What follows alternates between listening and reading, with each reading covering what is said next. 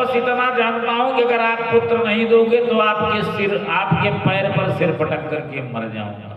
महाराज जी ने देखा इसका कुछ ऐसा होने वाला नहीं, तो उन्होंने एक फल दिया, सत्संग रूपी फल ही जो है वो प्रदान किया। बोले ले जाकर के पत्नी को दे देना। वो क्या करे? सत्य से व्रतमाचरे, सत्य का व्रत आचरण करे और एक भक्त्यादो भोजन, और एक बार भोजन करे, नियम से रहे, भगवान विष्णु का पूजन अर्चन करे, तो बड़ा सुंदर पुत्र हो।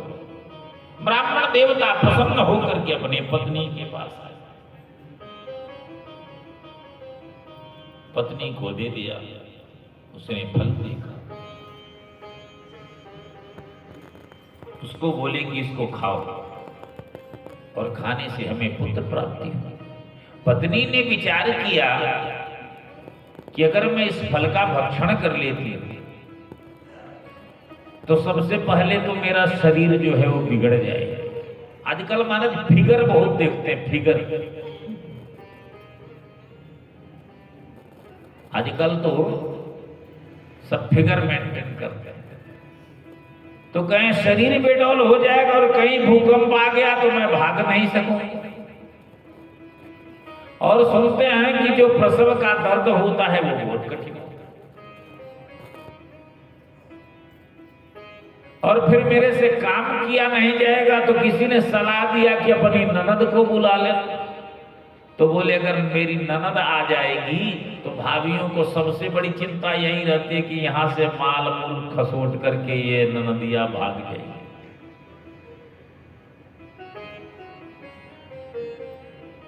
और मेरी ननद तो वैसे भी धन पर दृष्टि डालने वाली है।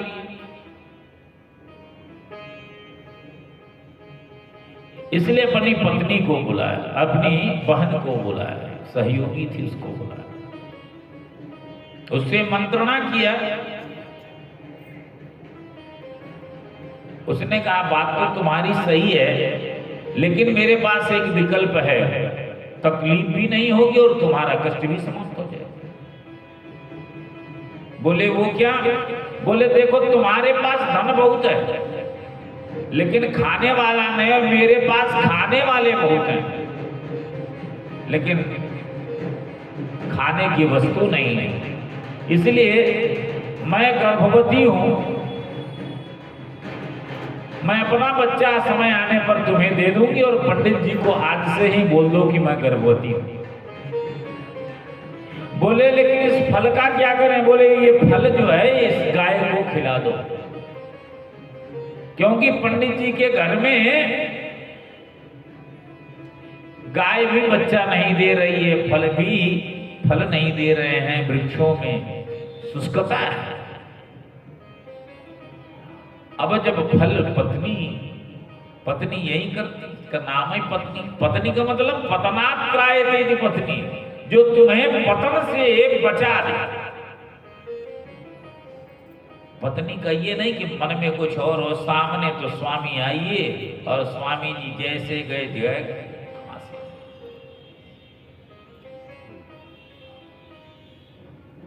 आते ही डंडा लेकर के उछल पड़े। पति बाहर से आता है, काम से बाहर से आता है तो उसका स्वागत करना चाहिए। स्वागत करिए, देखिए जीवन में मिठास मिल जाएगी, रोज उत्सव जैसा माहौल। पति अगर बाहर गया है तो कहीं से काम से गया, कार्य से परिश्रम करके आया, थक करके आया, आप प्रसन्नता से उसका जो स्वागत करेंगे उसके जीवन में और आपके जीवन दोनों में मिठास आएगा। निर्मल होना चाहिए, बाह्य और आभ्यंतर दोनों पवित्र होना चाहिए। क्यों? भगवान उसी हृदय में रहते हैं जहां निर्मल कि निर्मल मन सो मोहि पावा, निर्मल मन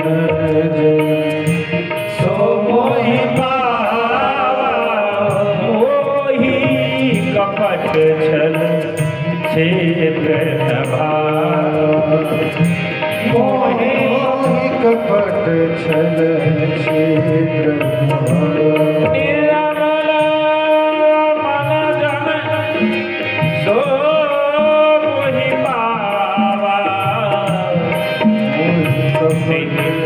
चित्र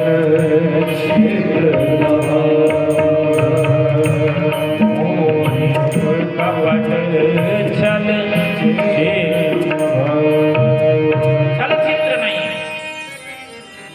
लेकिन उसने क्या किया? फल गाय को खिला दिया। समय व्यतीत हुआ, एक पुत्र हुआ। गाय को भी एक बच्चा हुआ, लेकिन वो शरीर तो मानव का है, मनुष्य का।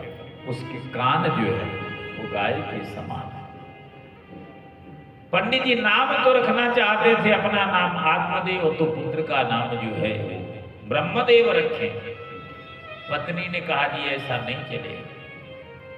9 महीने तक मैंने गर्भ रखा, खूब बड़ा उत्सव मनाया। अब इसका नाम भी मेरे नाम, मेरा नाम धुंधली, तो इसका नाम धुंधकारी होना चाहिए।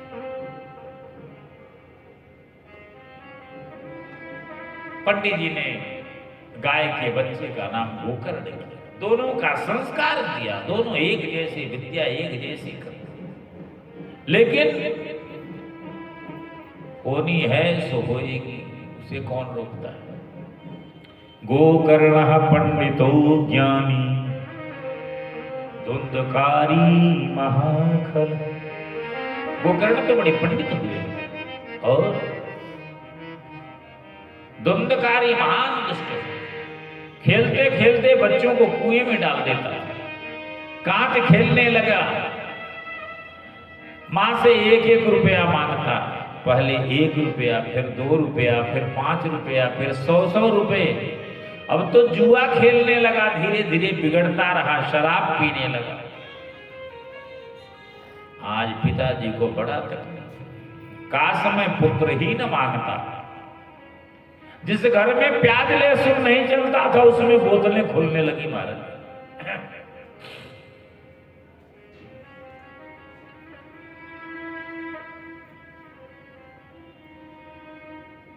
मांस आदि का प्रयोग होने लगा। कहे कुग्रामवासः कुलहीन सेवा, कुभोजनम क्रोधमुखी च भार्या, मूर्खश्च पुत्रो विधवा च कन्या, बिना षट्दही। ये 6 जो हैं वो जीवित व्यक्ति को मुर्दा बना देते। क्या क्या? कुग्रामवास, जिस गांव के लोग अच्छे नहीं हैं उसके बीच में रहना मरने के समान। कुलहीन सेवा, जो कुल से हीन है, पतित व्यक्ति है, उसकी सेवा करना। कुभोजनम, भोजन कर लिया, पच नहीं रहा है, कुभोजन है, खाने योग्य नहीं है, उसको खा लिया तो जीते मारने वाला है। क्रोधमुखी च भार्या, क्रोध से तप्त रहने वाली पत्नी। मूर्खस्य पुत्र, और मूर्ख पुत्र। विधवा च कन्या, और छोटी उम्र में जो कन्या है वो विधवा हो जाए। तो अग्नि के बिना ये जो 6 वस्तुएं हैं सदैव जलाती है। मूर्ख पुत्र है, जुआ जकारी करता है, आज बड़ा उनको कष्ट हो रहा है। गोकर्ण के पास बैठे और उससे कह रहे हैं, पुत्र वन में जाने का मन करता है, लेकिन वैराग्य नहीं है। वहां पर भी चिंतन बना रहेगा।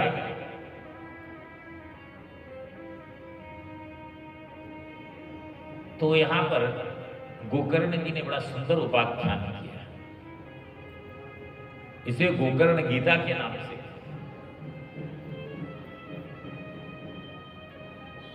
आज देर से प्रारंभ हुआ था, थोड़ी देर और लूंगा, इसके बाद देहस्थिमांसरुधिरे विमतिं त्यजत्वं जाया सुतादिषु सदा ममतां विमुञ्च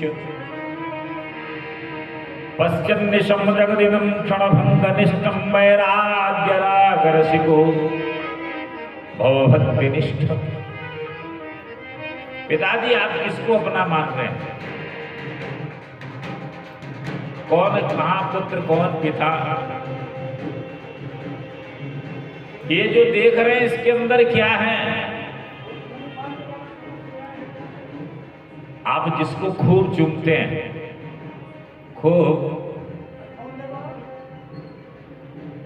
क्रीम पाउडर लगाते हैं, इसका खूब चुम्बन आलिंगन करते हैं, लेकिन इसी में अगर एक फोड़ा हो जाए तब,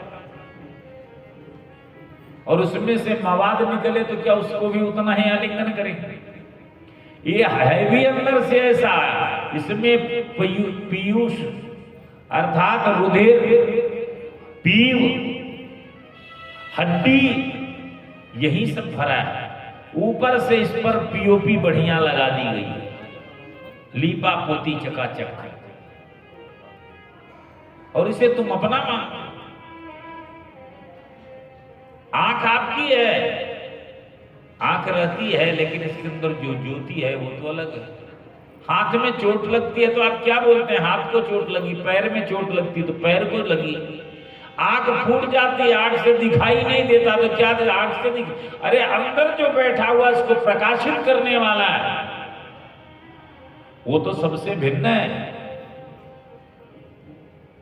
उसको जानो। यहां सब कुछ नष्ट होने वाला, सर्व क्षण भंग निष्ठ, इसलिए वैराग्य मीना स्नान पर फणि पवन भूम। अरे जंगल में जाकर के भी क्या कर लेंगे? कुछ नहीं। जंगल में जाकर के बोले बार बार स्नान करेंगे तो मुक्ति हो जाएगी, तो कहे मीना स्नान पर। मछली तो दिन भर नहाती रहती है, उसकी मुक्ति होती है क्या? कह सब कुछ छोड़ करके केवल हवा पी करके रहे कि फणी पवन भूम। सर्प तो कई कई दिन तक भोजन ही नहीं करता, हवा पी करके रहता। मेषश्च पर्णाशम, कह सब कुछ छोड़ करके भूसा खाएंगे, सूखा सूखा। बोले भेड़ बकरी खाती तो है सूखा सूखा, लेकिन उनकी गति क्या होती है? जिंदगी काट दी जाती है, उनकी मुक्ति होती है। निराश, सबसे मोह माया छोड़ करके, घर छोड़ करके कहीं जाएंगे, हरिद्वार में कुटिया बना करके रह लेंगे। निराश, निराश होकर के भी जाने पर कुछ फायदा नहीं होगा। अरे ऐसे तो चातक पक्षी भी निराश होकर के बैठा रहता है, क्या उसको मुक्ति? निराश कल चातको नितराम। अरे संसार की तरफ नहीं देखेंगे, बिल बना करके रहेंगे, गुफा बनाएंगे, बेसमेंट में रहेंगे, किसी से मिलेंगे नहीं। तो शेते मिले मूषक, तो मूषक तो बिल में ही रहता है, उससे भी उसकी मुक्ति नहीं होती। भस्मोद्धूलन, तब क्या करेंगे? खूब भस्म लगाएंगे महाराज, दिगंबर रहेंगे। तो भस्मोद्धूलन तत्परस्य हि खलु, गधा तो धूल में लिपटता रहता है, क्या मुक्ति हो जाती है?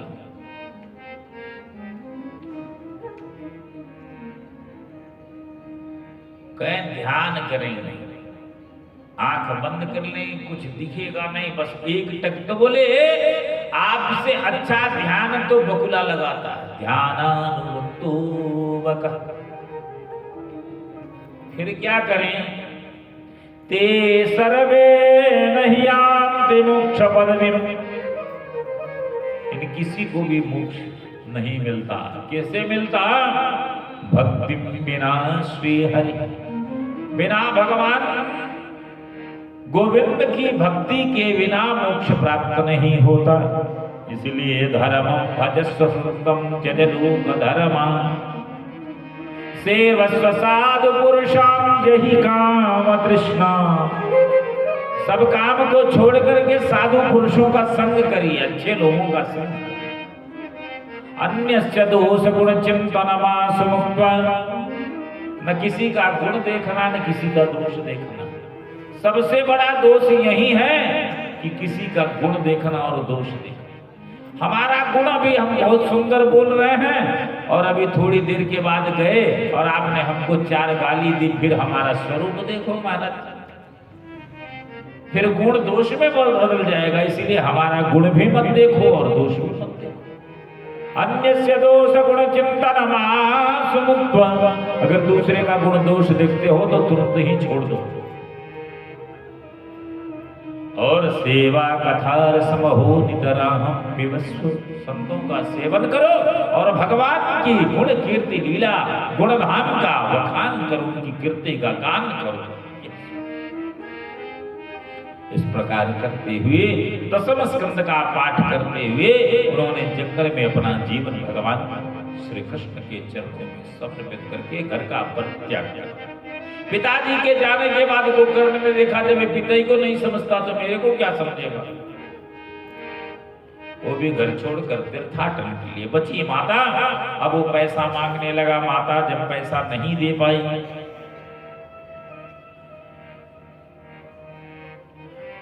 जो घर में बर्तन था सब बेच दिया, जितनी वस्तुएं थी सबको नष्ट कर दिया। कि पितर्युवरते तेन जनती जननी तारिता भीषण। जब कुछ नहीं मिला तो मां को बोला अगर आज तू मुझे धन ला करके नहीं देगी तो मैं तुझे जलती हुई अंगार से मार के और मार डालूंगा। इसलिए जो माता अपने पुत्र में संस्कार नहीं देती है, आचरण नहीं प्रदान करता है, उसकी दुर्गति निश्चित ही है कि सर्वप्रथम माता ही पुत्र की जननी, उसको संस्कार डालने वाली माता ही।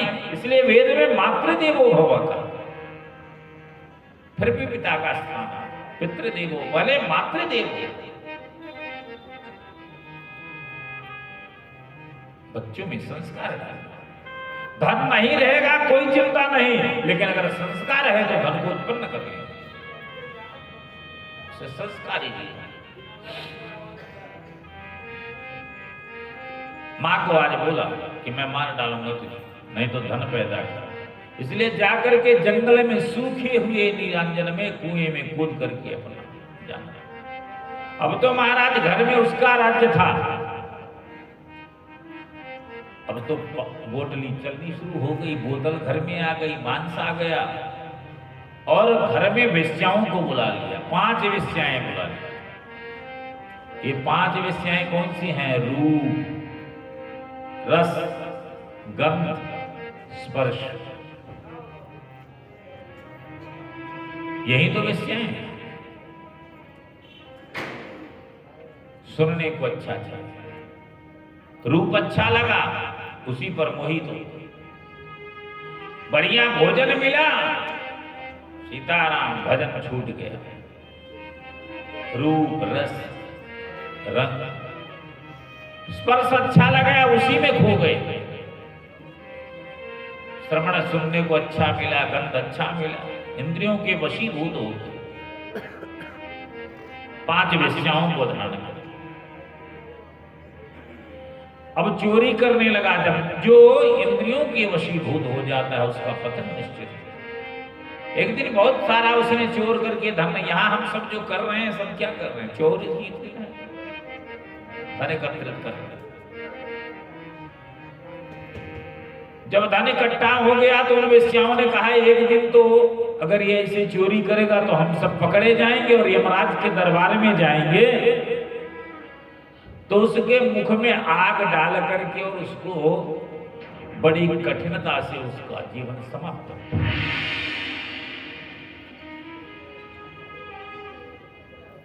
पाप पापी की मृत्यु नहीं हो रही थी, पहले गला दबाया, बांधा, उसके घुरघुराए तो उसकी सांस चलने लगी, घुरघुर की आवाज होने लगी। जब नहीं हुआ तो उसके मुख में आग भर दिया, विभत्स मृत्यु। बड़ा बलवान प्रेत है। गोकर्ण का आगमन हुआ, रात्रि में शयन किया। गोकर्ण जी जब सोए तो देखते हैं कि अब रात्रि में पहुंचे हैं तो सोचिए पुराना घर है, इसी में विश्राम। निशीथे दर्शयामास महारौद्रतरं वपु सकृन् में सह सकृन् हस्ती। कभी भेड़ बन जाता था, कभी हाथी बन जाता था, कभी आग बन जाता था। उन्होंने देख लिया कोई प्रेतात्मा है, बार बार बोलने की इच्छा करता है, नहीं तो उन्होंने कमंडल का जल डाला तो हाथ जोड़ करके खड़ा हो। अरे तुम कौन हो, तुम्हारा परिचय क्या है? तो उसने कहा अहम भ्राता त्वदीयोस्मि धुंधुकारीति नाम। मैं भैया तुम्हारा भाई, जब कष्ट में हो तब भाई याद आता है। अहम भ्राता त्वदीयोस्मि, धुंधुकारी नाम है। अरे बोले मैंने तो जैसे सुना तब से तेरा गया किया, श्राद्ध किया, तर्पण किया। बोले महाराज मैं ऐसा वैसा पापी नहीं,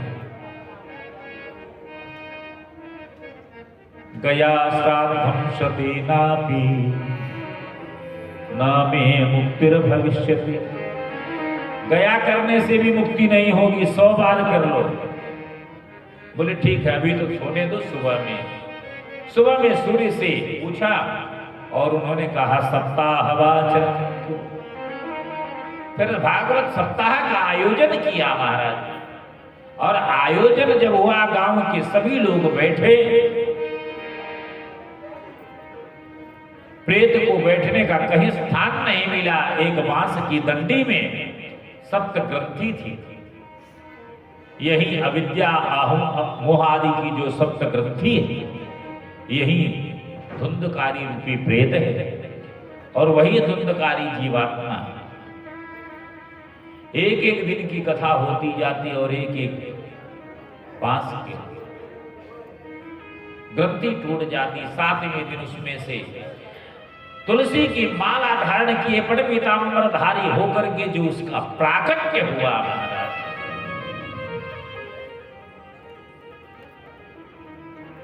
गोकर्ण ने कहा आपका परिचय? बोले महाराज आपकी कृपा से मैं मुक्त हो गया। उसके लिए विमान आया, विमान में बैठ करके जाने लगा। गोकर्ण ने कहा सब लोग यहाँ पर बैठे हैं, सबको इसका लाभ क्यों नहीं बोला? बोले महाराज श्रवणस्य विभेदेन, सुनने का भेद। कथा तो सबने सुनी लेकिन ये चिंतन करता था, मनन करता था, स्मरण करता था। और जो बैठने कहते 3 प्रकार के हैं, श्रोता, सोता और सरोता। कोई कवि ढूंढने आता। आज तो नाच नहीं हुआ है, आयोजन में कमी है, इसको चमकाया नहीं है, कोई न कमी, भोजन नहीं मिला। या कोई बोलेगा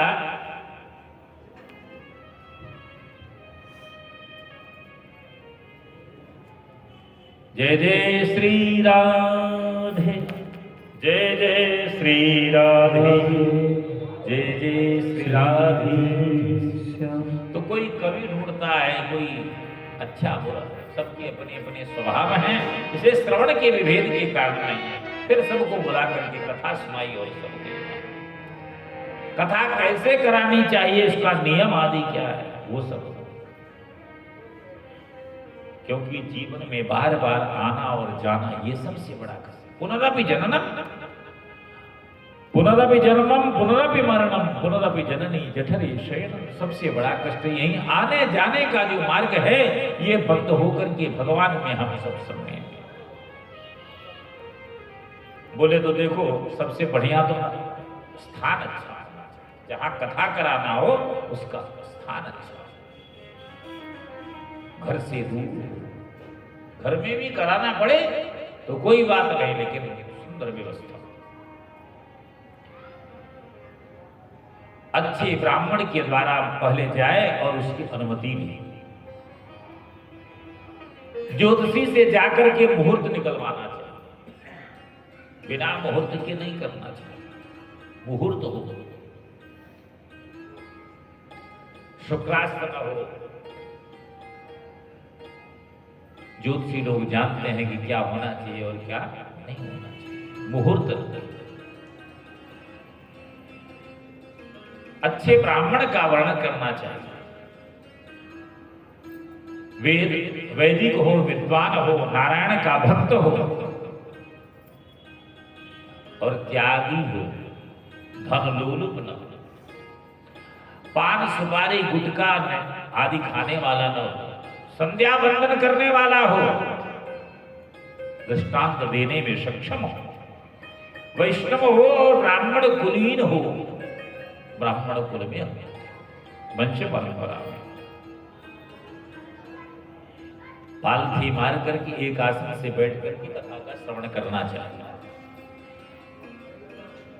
जैसे ब्राह्मण का वर्ण करे वैसे ही यजमान को भी रहना चाहिए। बोले महाराज तो कैसे करें, निराहार रह करके भोजन करें? बोले नहीं, पहले तो कुछ भी नहीं खाए, निराहार रहे, पानी भी नहीं पिए और 7 दिन तक व्रत सुने। बोले ये तो बड़ी कठिन बात है। बोले फिर घी पी करके रहे। बोले आजकल तुम्हारा सब डालडा ही डालडा, ऐसे काम चलने वाला नहीं।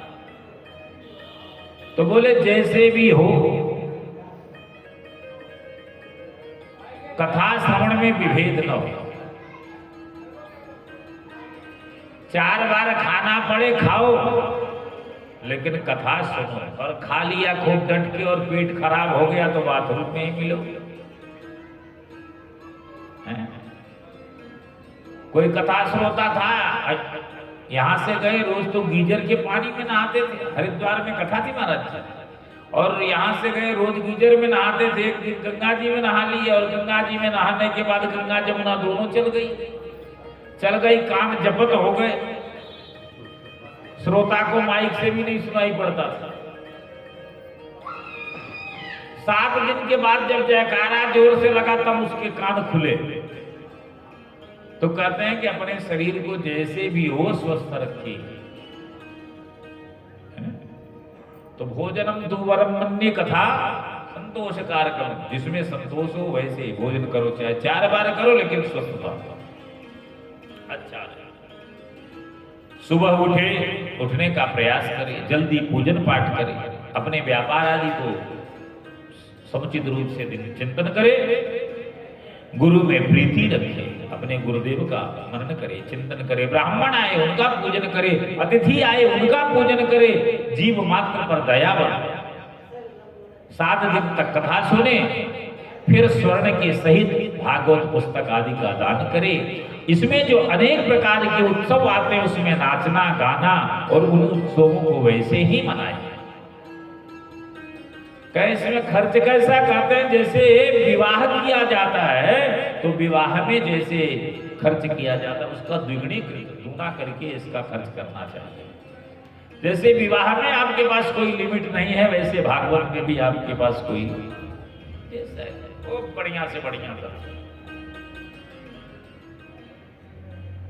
इस प्रकार से सारा बताया कि ऐसे करना चाहिए। और इधर सनत कुमार की जो कथा की सो भक्ति देवी प्रकट हुई और उसी समय अलौकिक कीर्तन प्राप्त। ऐसा न स्वर्ग में है, न कैलाश में है, न वैकुंठ में, ऐसा रस कहीं नहीं है। अगर कहीं पर है तो यही है, यही है, यही है। इसलिए आप सब मुस्कुराइए, क्योंकि आप सब साहू धर्मशाला में बैठ करके और भागवत कथा सुधारस पाठ कर रहे हैं। इसलिए आप निश्चिंत हो जाइए कि आपके यहाँ अमंगल हो ही नहीं सकता। इसलिए प्रसन्न होकर के, आनंद होकर, प्रहलाद धारी तरलगत गया चंदवह कांस्यधारी वीणाधारी सुरर से स्वर कुशलतया राग करता। प्रहलाद जी ने ताल लेना, हथौड़ी बजाना भी एक कला है, स्वर से बजाए। उद्धव जी कान से बजाने लगे, झाल बजाना शुरू कर। वीणाधारी सुरसी, नारद जी वीणा पर ताल देने लगे, वीणा बजाना प्रारंभ कर। स्वर कुशलतया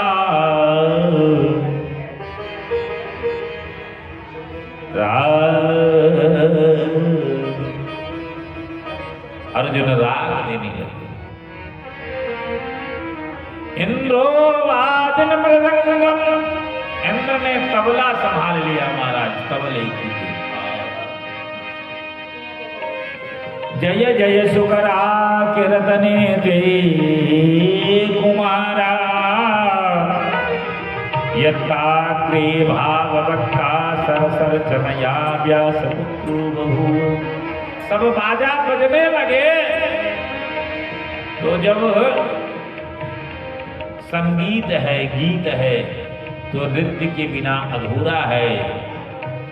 इसलिए सुखदेव जी स्वयं हाथ खड़े करके और भाव मुद्रा में नृत्य करना प्रारंभ कर दिए। और हम सब भी उसी कड़ी में संगीत की पंक्तियों के साथ गुनगुनाते हुए और नृत्य करते हुए कथा को विराम दें। हाँ गणेश जी ले आऊं, गणेश जी, गणेश जी।